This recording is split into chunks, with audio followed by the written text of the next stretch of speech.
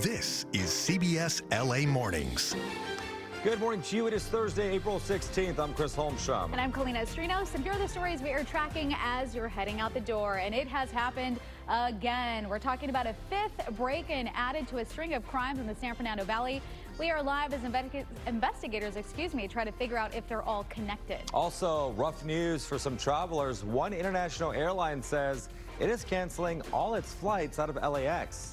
And a win for the little guy. Ticketmaster and Live Nation busted for running a monopoly and overcharging fans. Coming up, we'll tell you what's next for prices and the future of online ticket sales. But first, let's take a look at your next weather with Amber Lee. Amber, good morning. Happy Thursday.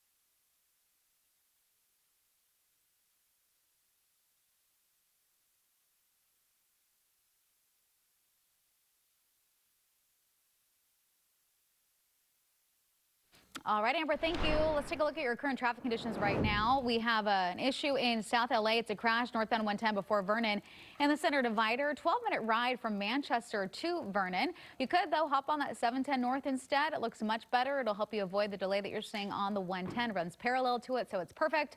Also in Baldwin Park, there's a traffic hazard westbound 10 before the 605. The right lane is impacted there. Overall commute will take you about 22 minutes from the 57 to that 605. But again, here, you could hop on the 60 instead. It's looking pretty good coming off that 57, heading beyond the 605. And here's a look at the IE. So the 91 is really our trouble spot when it comes to the volume. About 40 minutes to leave Corona and head into Orange County.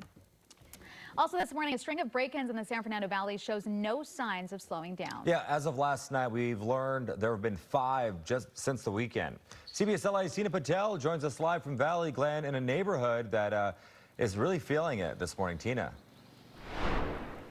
Yeah, a lot of people worried, but fortunately no one has been injured in any of these break-ins, and that's because it looks like thieves are breaking into homes when no one is around. That was the case here last night. I want to show you some video because this latest break-in happened around 9:30 p.m. It looks like thieves got into this home by smashing through a door. By the time police arrived, they had already taken off. Right now, police don't have a description of the suspects or what might have been taken from this home, but they're investigating whether this burglary might be tied to others in the San Fernando Valley over recent days. Look at the damage that was left behind when thieves ransacked a home in Valley Village on Tuesday night. Furniture was tipped over. There were discarded items and broken glass on the floor. The homeowner was not there at the time of this break-in. She says she got a call from her alarm company that her sensors and cameras had gone out. Fortunately, a neighbor's camera did get a shot of the suspects leaving in a getaway car, but they have not been caught yet. Terrible, it's not a good feeling that, somebody walked into your closet and opened the drawers. I want to believe that they wouldn't come in if I was home. Now, another home on Valley Village was also burglarized Tuesday night. It was just a couple miles away, so police are trying to see if the same suspects might have broken into both homes.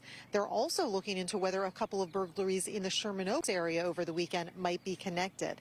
Now, despite this recent string of cases, police say burglaries are actually down in their North Hollywood division by about 45% from this time last year, and they say burglaries are down 32% citywide. But as we come back out here live, that, of course, is no consolation for the people who are being affected right now. Again, no arrests have been made in any of these cases, so police are asking anyone who might have video or might have information that can help them solve these cases to come forward. We'll send it back to you. So frustrating, so terrifying, all the above. Also, we're learning about another burglary attempt, this time in Westwood. Let's go to assignment manager Mark Liu at the desk with the details. Mark, what do we know about this one? Yeah, so the good news here in this case, LAPD thinks that the burglar was unable to actually get inside this home, but during this burglary attempt, the family that lives in this home was there. It was a mother, a father, a child. It must have been terrifying moments for them. Let me show you some video. It was shot by someone who was in this neighborhood. This is in Westwood. Now, this is a home near Ashton and Thayer. That's just just to the southeast of UCLA. Now, at about 9:15 last night, LAPD got a frantic 911 call from the family that lives in this home saying that there was someone in their backyard, possibly armed with a firearm, trying to get into the home. Now, LAPD immediately arrived. That suspect apparently took off running into the neighborhood. LAPD set up a perimeter here. This is some video of one of those patrol cars on one of the intersections there looking for that suspect. Now, apparently they detained someone who possibly matched the description of the suspect the family gave. Simply, all we know is that it was a man. It's unclear if that's the suspect, if they've determined that that person was indeed trying to break into that family's home. But it looks like that person, whoever it was, didn't actually get in that home, just made an attempt. Thankfully, the family is okay. They're pretty shaken up. LAPD still investigating, trying to determine if they have the suspect they're looking for. Now, is there something you want to tell us here at the desk? You can text it to us directly. Use the number on your screen, 818-221-2222. You can share information with us about something you want us to look into, or if you want to send us pictures or video, send it to that number. Comes right to me or a member of the desk team. That's it. I'll send it back to you two. Okay, Mark, thank you so much. This morning, extra security and mental health resources will be at Sepulveda Middle School after a teen was shot near campus. The school had to be locked down just after 3 yesterday. A family member tells us a 15-year-old was shot while picking up his little brother. The LAPD says the teen got in an argument with another juvenile.